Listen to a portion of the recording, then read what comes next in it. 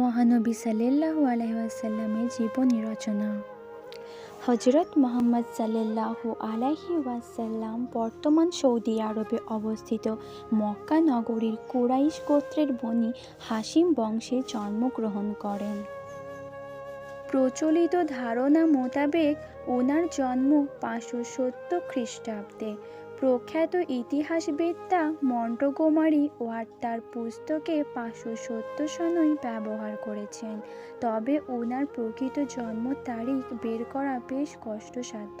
তাছাড়া মুহাম্মদ সাল্লাল্লাহু আলাইহি ওয়াসাল্লাম নিজে কোনো প্রমাণ মন্তব্য করেছেন বলে নির্ভরযোগ্য কোনো প্রমাণ পাওয়া যায়নি।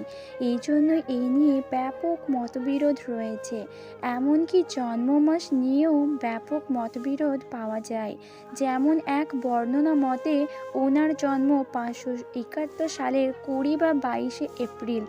সাইয়েদ সোলাইমান নদভী, সালমান মনসুরপুরি এবং মোহাম্মদ পাশা ফালাকির গবেষণায় এই তথ্য বেরিয়ে এসেছে। তবে সশক্ত মতই ঐতিহাসিক দৃষ্টিকোণ থেকে বেশি নির্ভরযোগ্য।